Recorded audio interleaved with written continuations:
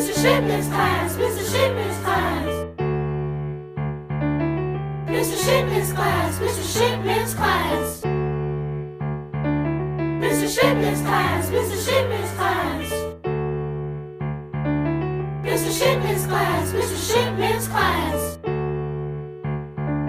Mr. Shipman's class, Mr. Shipman's class. Mr. Shipman's class, Mr. Shipman's class.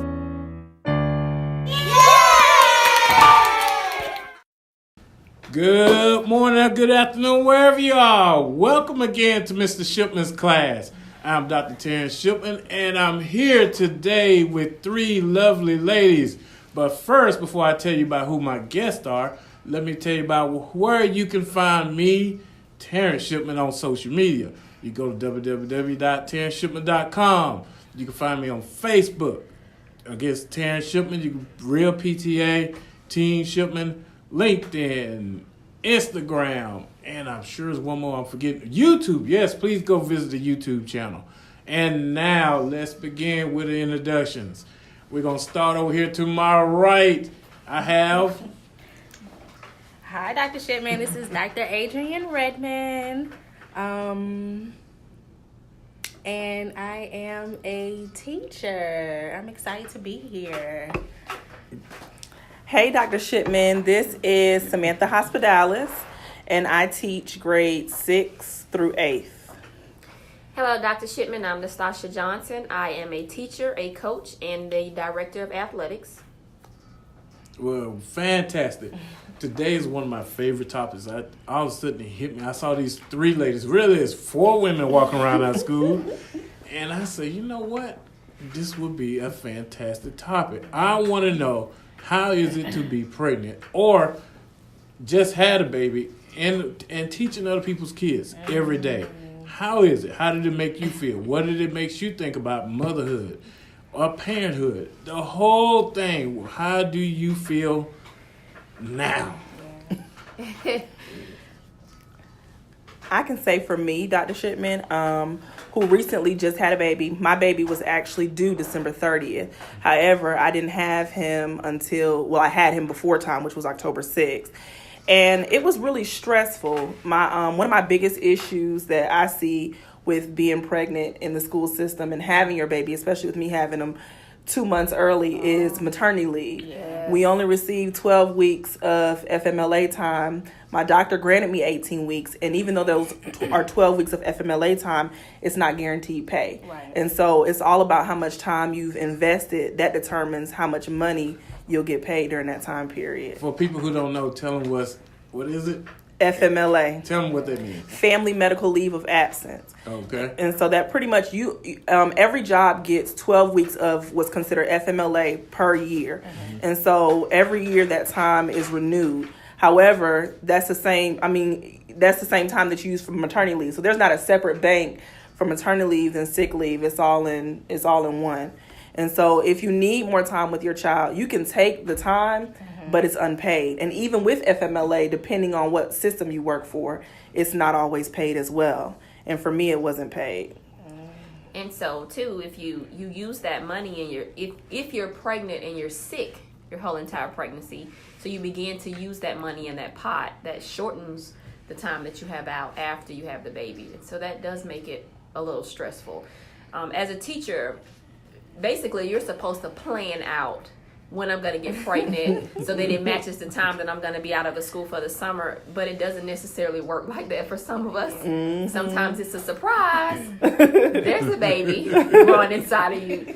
And so it's stressful. I'm not going to say that it's a process that's supposed to be exciting, but you do think about the financial aspects and, oh my God, what if I go in labor early? Or, oh my God, what if I'm sick, but I'm going to have to go to work because I need to be able to save this time so that I can use it for my baby. With me, I have been sick the whole entire 5 months. Wow. I spend a lot of time in the bathroom.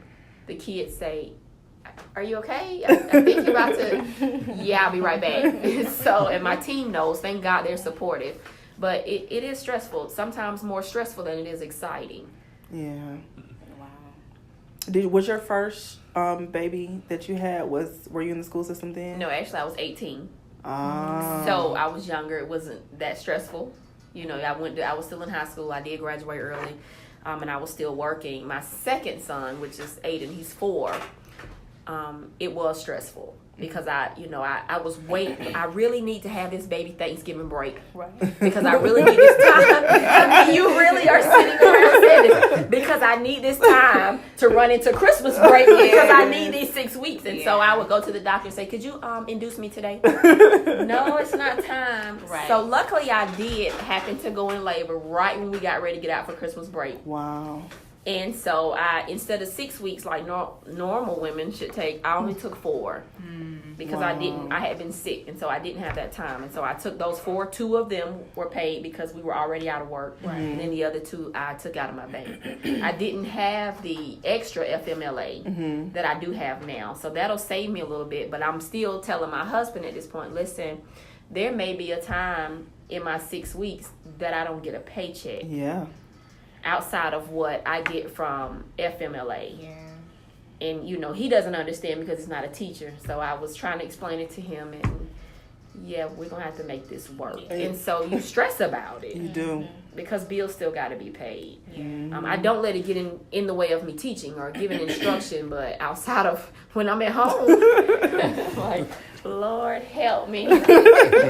No, I get what you mean. Like 1 month I got $1,000 for that month for as far as pay was concerned. And I was stressing because given that my child was in the NICU for 2 months, I had almost $4,000 worth of bills. And so medical bills didn't stop, real bills didn't stop, and I only got $1,000 a month. Right. And so I had to kind of figure out what I was going to do. Some things I was short on, and, I had to ask for assistance from, like, my parents, but it was tough.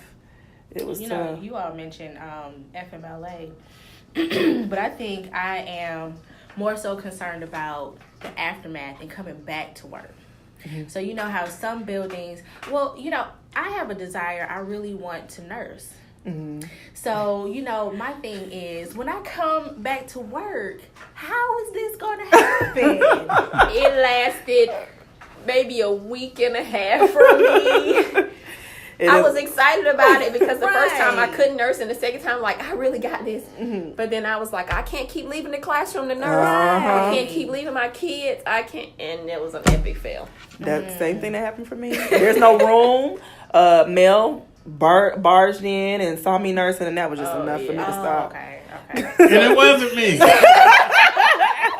that's true. Like, where do you go? Where do you go to nurse? Yeah. You can't nurse in your classroom, and then you can't tell your milk, I need you to stay in until my planning period at 12:30.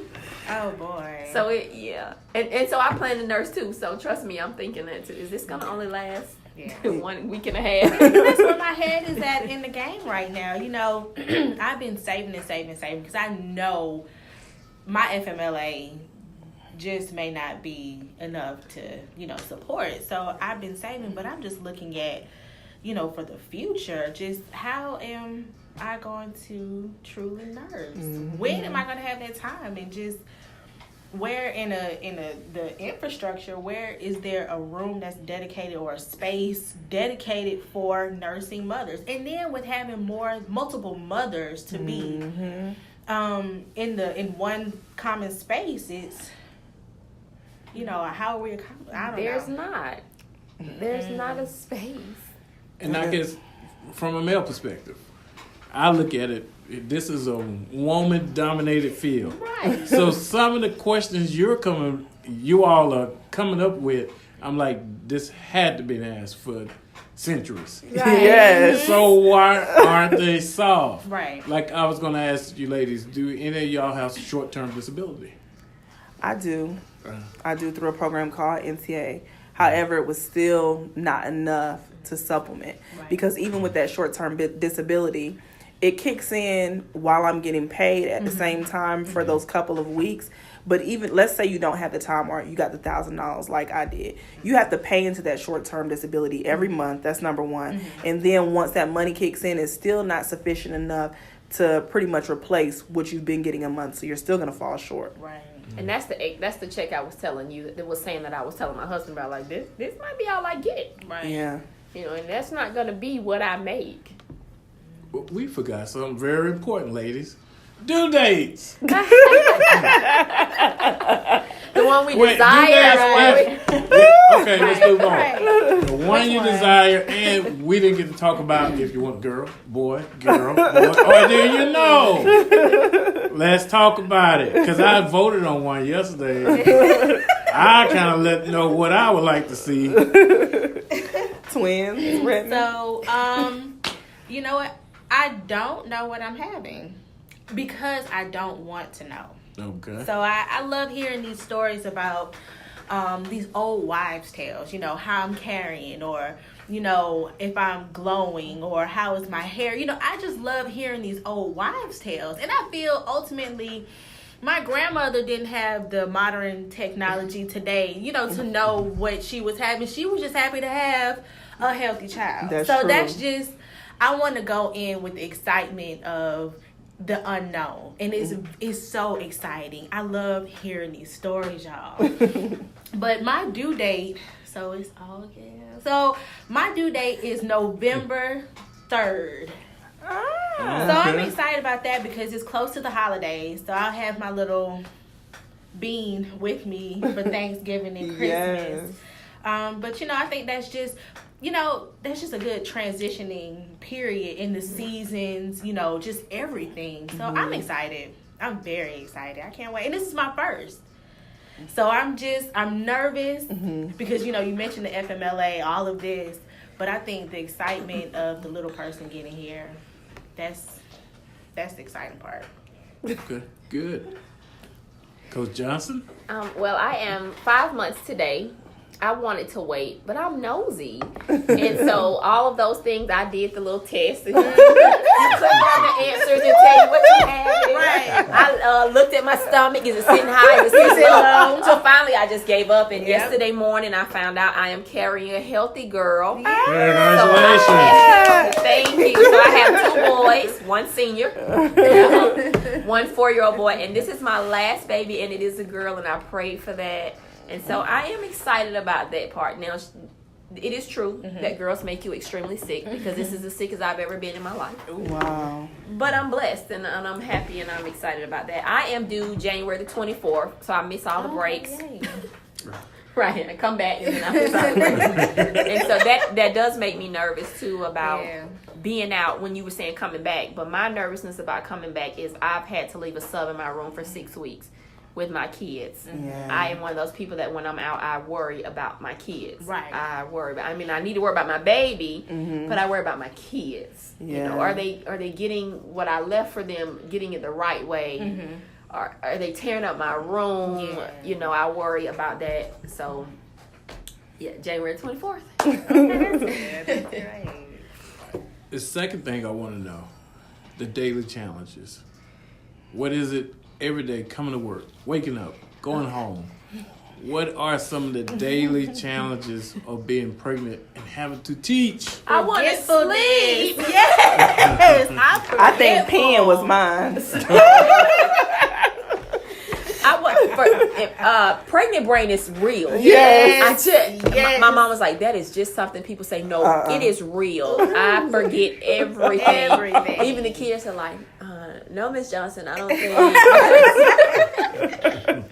And I'm like, I'm sorry. I forget everything. Yeah. And you having to, you know, being in education, you have to multitask. You know, you are an octopus in the classroom. Yes. And it's just hard keeping up with one thing when you told a student, okay, wait right here, I'm going to be right back. And next thing you know, it's 17, 15, 20 minutes later, and they still waiting on you. And then you asking, what you waiting on? And then you getting mad, like, why you here? Okay. Yes, that is real. And then the getting sleepy. I get extremely sleepy. And then I start yawning, and then I'm like, okay. In the middle of my conversation, I'm like exhausted. And so imagine having to keep up with the classroom stuff and having to keep up with the athletic stuff. Yeah. And then I'm saying, I don't want them to think I can't do my job. Yeah. But I really forgot. You know. So it's difficult. But the perk is, I don't know why, I stay hungry. And someone is constantly shoving food in my mouth. So I think I'll take that, you know, that positive with all the the other. Well, mine is opposite. They take the food and run. We don't want her to smell it. But people do spoil you. Yeah. This is one field to work in where being pregnant is celebrated. Mm-hmm. It's exciting. Absolutely. Everybody is excited for you. Yeah. Everybody embraces it because everybody in this. If you're doing this, you love kids. Absolutely, you're right. And so you're excited about kids. Now, I will say one thing that makes me nervous. You were saying earlier, how does it make you feel? I do look at how much the generation, as teaching for 11 years, the generation of kids continues to change, and it makes you, wonder, what is my child going to be like in the classroom? Yeah. I'm an educator, Yeah. and so please don't embarrass me, because I will say that my children are nothing like me when it comes to education and book sense. I pray over them all the time, and I tell them that you are only as successful as you allow yourself to be. My 4-year-old wants me to say it every morning. He doesn't understand what I'm saying, but eventually he will. Right. But they don't have the drive that I had. It's kind of, I do enough to get by, and that wasn't me. And so it's not just my kids. I'm constantly seeing it, and I'm like, oh my God, where's my child going to be? Yeah. Do I homeschool my child? Do I send my child to school? So I stress about that. No, that's a big thing. After I had my child, I think my first experience was with that when I was driving on my way home. The first time I actually got to take him home. Tears started to roll down my eyes as I drove down Covington Highway, and I started to see what was going on just on the road itself.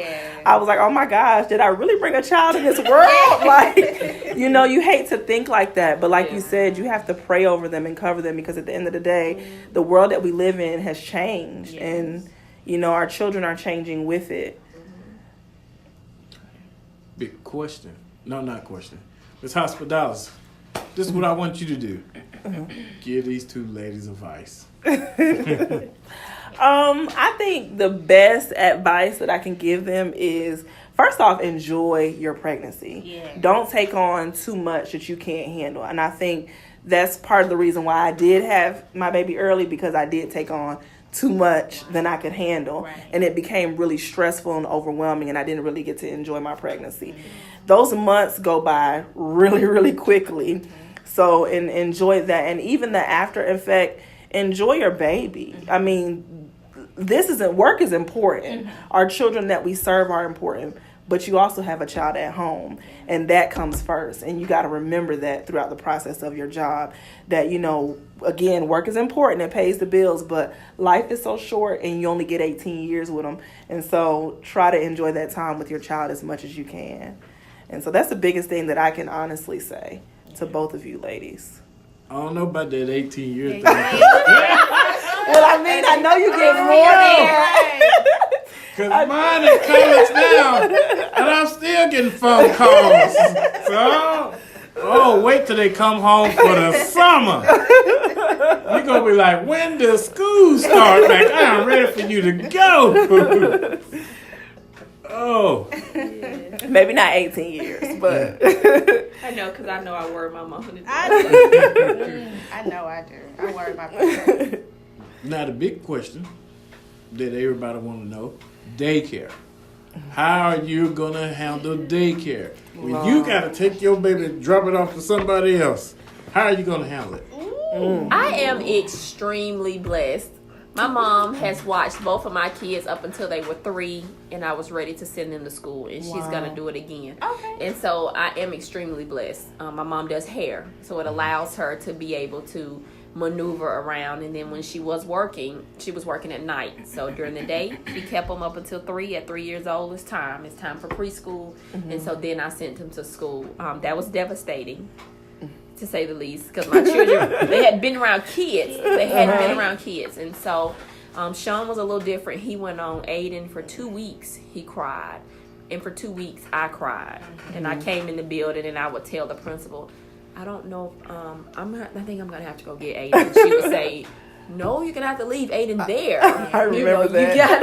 You gotta leave him there. I'm like, but he was screaming. And I would call the school, and ask, I shouldn't be on the phone. I mean, because is Aiden still crying? And they would be like, no, But then every day I would do the same thing over and over again. And so it is stressful. Just thinking about, I couldn't imagine taking my 6-week-old baby and dropping them off at the daycare. I couldn't imagine. Yeah. I think that, so if to those that do it, I really commend it. My emotional stability is not good.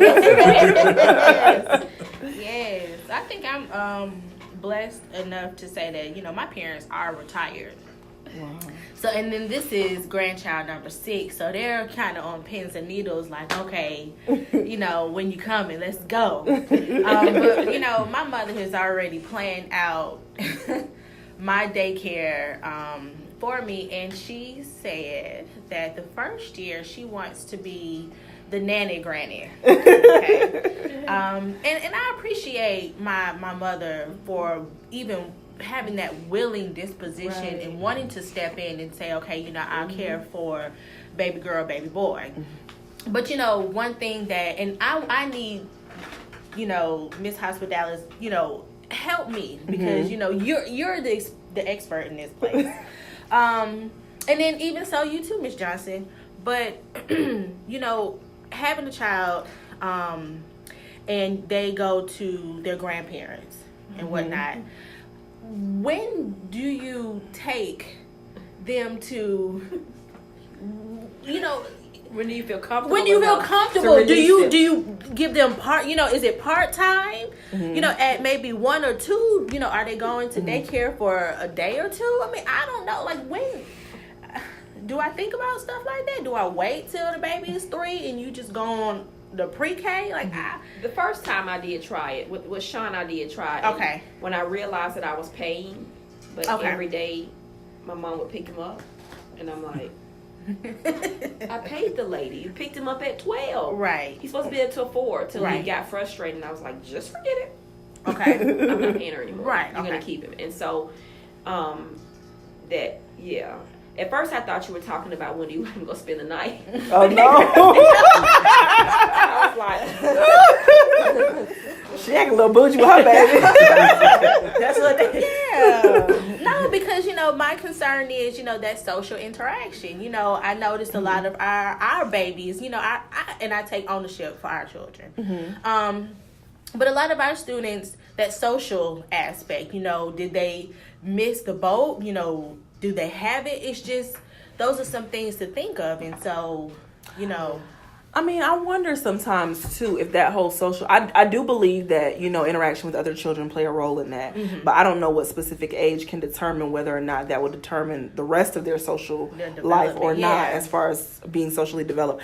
I can say if I had the opportunity to have my mom watch my baby up until he was 4, I would. Okay. But I don't have that option. However, I do believe being around other children has caused him to thrive because there are a lot more children he goes to at-home care and it's not a lot of them. It's 6 of them at the max that can be there, and I left him there from 4 months. I was ready to get rid of him at 4 months only because I had been with him for so long, every day, all day. Mentally, I was overwhelmed. I was drained. I was ready for somebody to just take him. He was extremely attached to me. He wouldn't go to his father when his father would come home. And so that was overwhelming for me. And so when I put him in the day I put him in daycare, like the next day, automatically, I don't know what occurred in his brain, but he was not as attached to me. Really? And that feeling I enjoyed because I got time to do things like cook and stuff like that. However, as far as what you're asking, the other kids that are there teach him a lot. So there's an older little boy that goes there and he teaches him a lot of things. Now he's able to clap his hands. He's babbling, you know, he's putting up his finger for one. So little things like that I don't think he would have learned, especially being premature, if he had been at home by himself. Do you think that what scared me was like health stuff? You know, taking my child and the kids being sick and then my child getting sick all the time. And I think that's what worried me. Do you feel like that's not that's a huge issue? He got sick a lot. I had to take off almost a week last year, ending from April 30th to like May 1st or 2nd, because he got back in the hospital, had to go back on oxygen because he got so sick. And so that is very common. He gets sick all the time just being around other kids. And so it makes you, you know, ask the question, what's more important, social or health? And that's true. That's true. I think that's an individualized preference. Because I do believe, and as a therapist, I'm a therapist too, but we also say children should start to socialize at around the age of 2. Mm-hmm. But I think I was looking at it like, I have so many cousins, and we spend a lot of time together, and you can get that socialization. I just need you to be well. Right. Yeah. And so that's why I asked you, you know, that's why I said it poses the question, what's more important, the social piece? Can I get my child a social piece without daycare and make sure that I can keep my child healthy? Right. That's true. That's true. All right. A fun question. Do you talk or sing to your baby now? I do both. I did it when he was in the belly, and I do it now. He loves singing, and it's almost like he knows my voice when I sing because I've done it for so long. But I sung to him, I read to him when I was pregnant, and I still do it now. He gets a bedtime story at nighttime. Sometimes he likes it, sometimes he doesn't. He gets to hear Mr. Shipman. He does. He definitely has heard Dr. Shipman's book. And so, yeah, I do. Because I believe that you're the child's first educator. And so I truly believe that what you instill in them is who they become sometimes. Not all the times, because they do sometimes choose their own paths. I know I did sometimes. Right. But, you know, a lot of the foundational pieces, a lot of times they don't miss that. Right. Usually. Well, I don't sing to mine because I don't want to scare her. I do read. My baby has heard Dr. Shipman's book as well. And so I do read. I fuss at her a lot because I'm so sick. Like, you know, just let mommy eat something and be okay. I talk a lot at night because it seems like she's always up and moving, and I'll lay one way and then there's a problem. And so I say, could you just let me get some rest? And so we have grown people conversations. That's cute. But I dance a lot. Yes. I love to dance, and so you could just catch me standing in the living room just bouncing around and all the stuff is going. So she'll probably dance. Yeah. But I don't sing. I think I used to with Aiden. I would put with Sean because back then you had the walkie-talkie headphones. So I would put them on my stomach and listen to them. And I do play music. I try to keep it gospel with this baby. So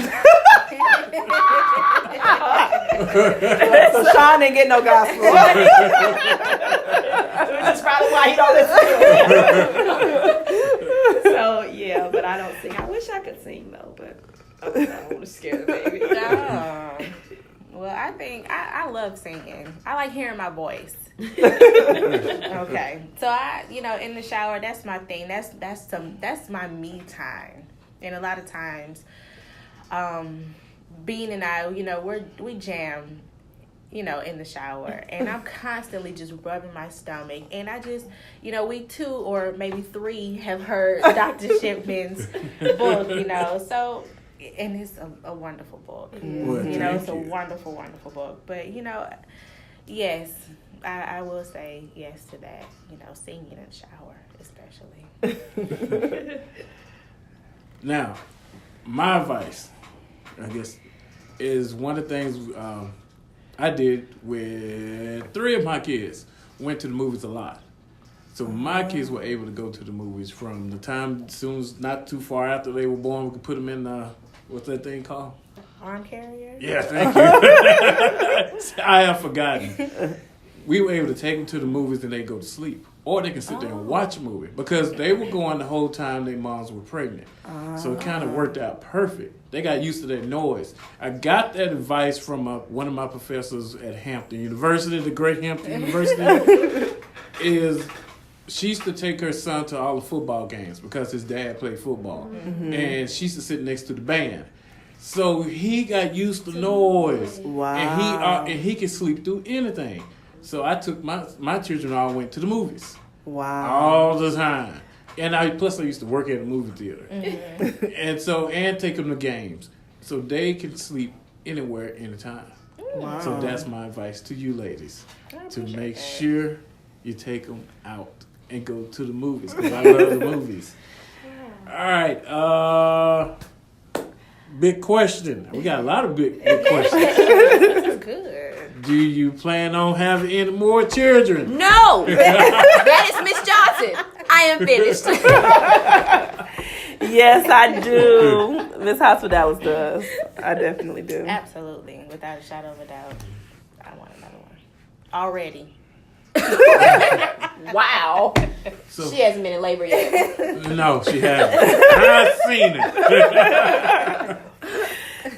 So how would you? Okay, then. Well, we got 2 out of 3. So how would you change or plan the next one? If you could plan it. So sometimes you can't. Hopefully I can plan it, closer to the summertime so that way I can get out. The baby come May 29th, last day of school. And I got the whole summer with the baby. I wouldn't change a thing. Because this is how it was ordained to be. So for me, and I'm thankful and blessed to say that this pregnancy has been nothing but uphill. So in my case, I wouldn't change a thing. My advice to you all is don't spread them so far out. With my 2 sons being 14 years apart. Yeah.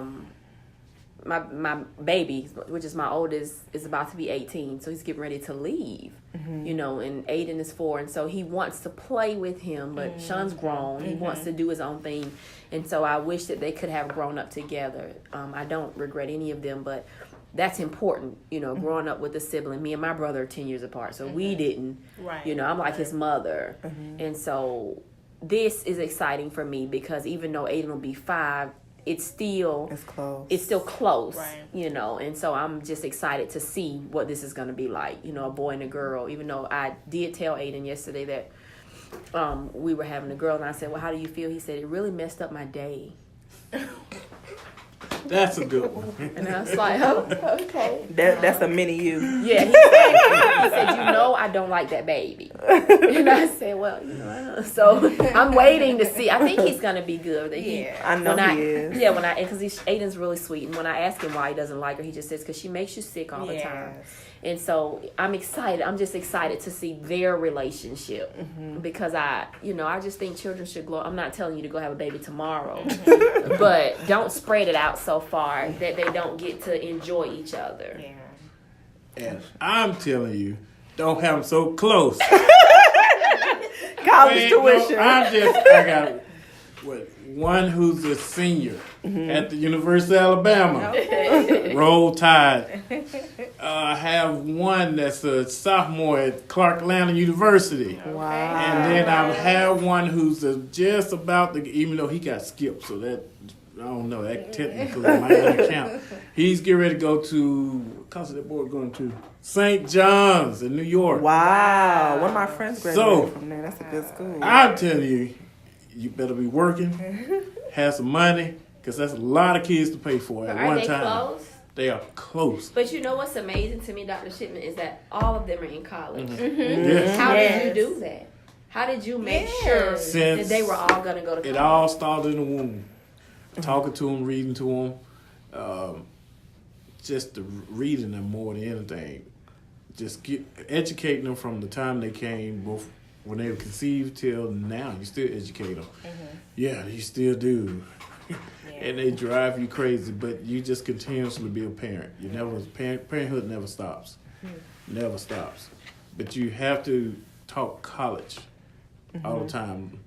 God, family, education. That's it. There's nothing else. That's really good. And boys too. Yeah. They always say boys are really hard to raise. Because I feel like I did like he ain't grown, but I feel like I've done all of that. Right. The reading piece, the college, because mama is college. Right. But, there was a time when I felt like I had failed him as a mother. The day when he looked in my face and said, I'm not going to school. And I really did. I felt like a failure. And that's why I asked, what did you do? It's hard. It's you have to push them a lot of times to go to college. Or I really need you to go to in high school. I need you to go in that class and do what you need to do. Because that's the hardest part. For all the years, I think, it wasn't middle school. It was high school. My daughter knows it was high school was a breeze for her. It was the boys in high school. You have to stay on them because, God, they would test you to the last. And you be talking to teachers and emailing teachers, and you're like, come on, can you just get out of high school? Right. But that's the hardest part. But you can do it. And I think sometimes it's hard for them to live up to who we are. Right. And Yeah. my daughter, she's unique in her own way because she got a mom who's a doctor and a dad who's a doctor. And she just looked at both of us like, whatever. And she's doing her own thing. But the boys, it's still hard for them. I guess because one of my sons, he got to see me do my dissertation. I mean, what is it called when we stand in front of folks? Your defense. Defense. He was actually there. And I looked in the back of the room and he's asleep. I'm like, dude, you gotta wake up.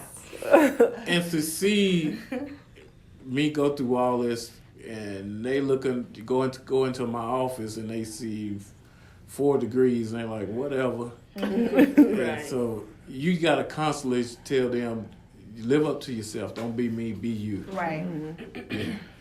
That's the most important thing.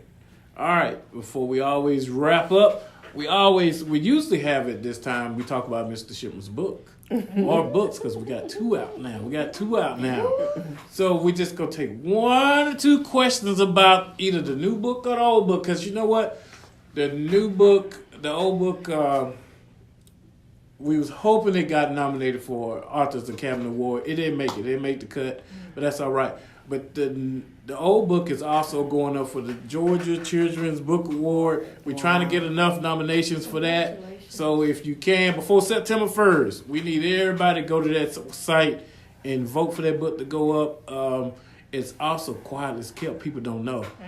It has been submitted for the Coretta Scott King Award also. Congratulations. That's huge. Now that's the one we really want, and we kind of just staying quiet about it and praying on. We won't know till January. And the new book is doing awesome. Yes. My great Tuskegee people can't. I posted it yesterday on my Tuskegee groups, and it went. Honestly, sales were like, we were ranked number 1,000,000 and something. Wow. Wait, but then yesterday when Tuskegee grabbed hold to it, it dropped down to number 100,000 and something. Oh. Tuskegee took it to a whole nother level. Now, Hampton, your turn is next week. Then Clark, but we're gonna stick with good Tuskegee. That's. I'm the 3rd generation. My children wouldn't make it a 4th, but that's all right. But any quick question, ladies? Go ahead. Burning question. What inspired you? Oh my gosh. It's, What inspired you? honestly, me and a lot of my former students still talk. Okay. We my son used to hate it. Because we'll just be walking in the store and also somebody come up to me and say, Mr. Shipman. And we'll just hug and talk. And he just like, dang, everywhere we go, you bump into somebody. And we just kept in touch. And then I finally got on Facebook and I said, okay, tell me what part of the year did y'all really like? And they said December and Field Day. And so the first story actually was December celebrations. And the first day of school, I wrote 5 stories. But we tried to get first day out, didn't quite work out. We had to switch illustrators. Then we did, December came out first. So kind of when you look at them, we went reverse. Now we're about to go, I can't tell you the next time.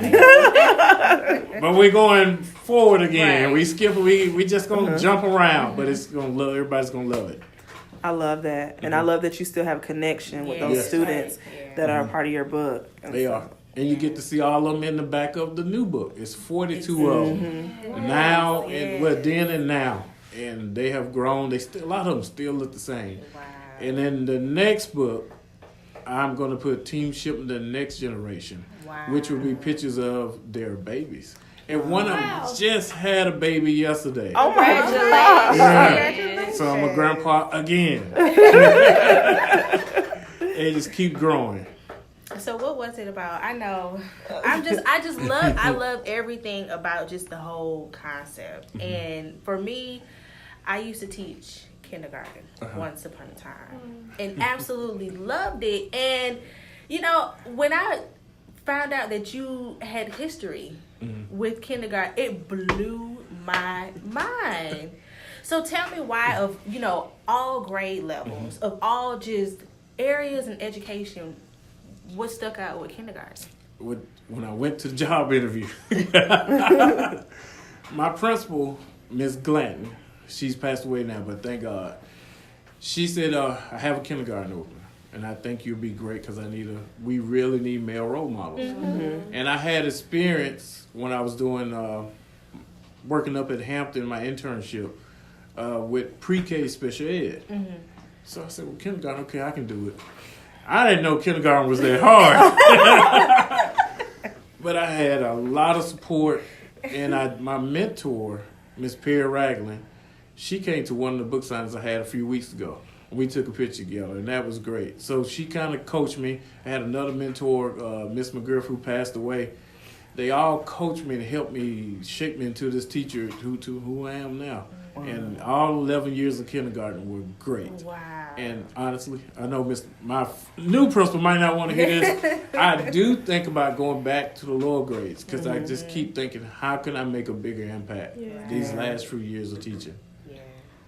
So it's a big difference, you believe, from kindergarten to the grades now? Oh, it's a huge difference between middle school and kindergarten.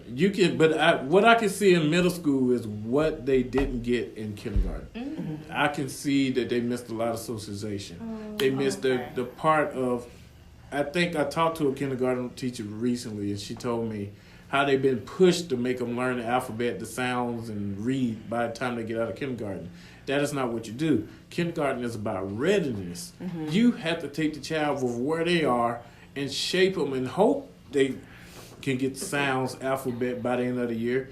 All kids just not ready. Because if you didn't read to them while they was in that stomach or say sounds to them while they were growing up.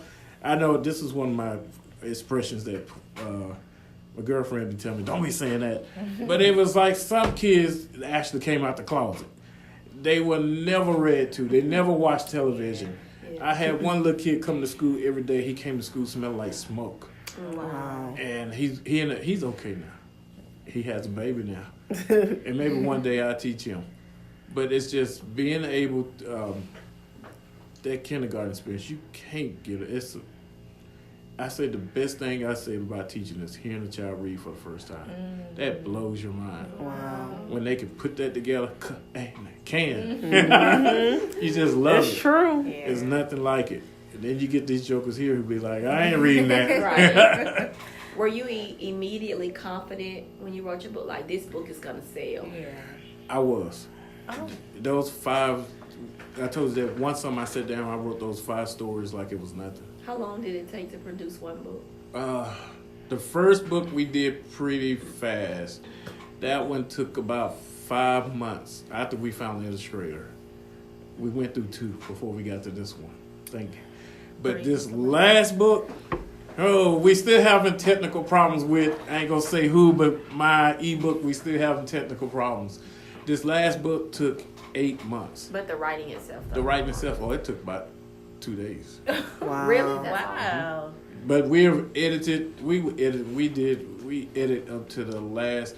The book was to be released on July. It was released on July 19th. I think we edited up to July 17th. We submitted that thing 7 times. Because we'll get it, we'll order copies, get it. Somebody said, look, found a problem. Oh, God. Because we had seen it so many times. Mm-hmm. And it was we have about 3 people who look over it. And finally, I got the last copy. I said, look, this is it. We're going to make it stick. Don't you come to me with nothing else being wrong. And I looked at it. We submitted it. And it's stuck. It's stick. But it is one problem nobody knows, and I ain't telling.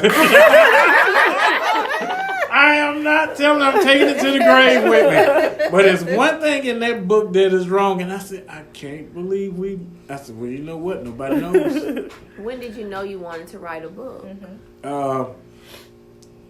It was a seed inside of me for years.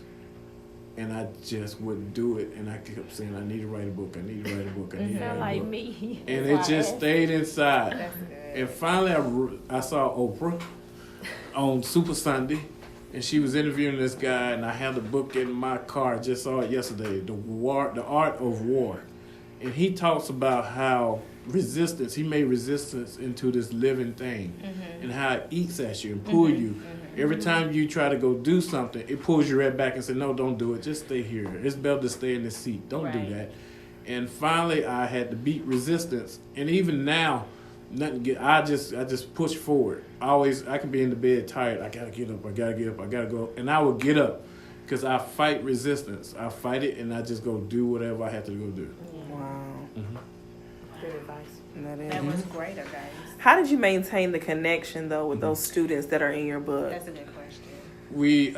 I saw them, or once I got on Facebook, that's when we really got going. Yeah. I started making that connection. Like I said, we have a group, and anybody can join, Team Shipman, and we talk on there all the time. Just staying, you know what students know? They really know the teachers who really love them. Mm-hmm. And that's the connection. And we never broke that connection. And it's a Team Shipman now on Facebook is about 400 people. Wow. But That's it's huge. probably more than that. I'm finding kids all the time, or they finding me. And we still searching. We're just trying to make it bigger and bigger. And I'm trying to get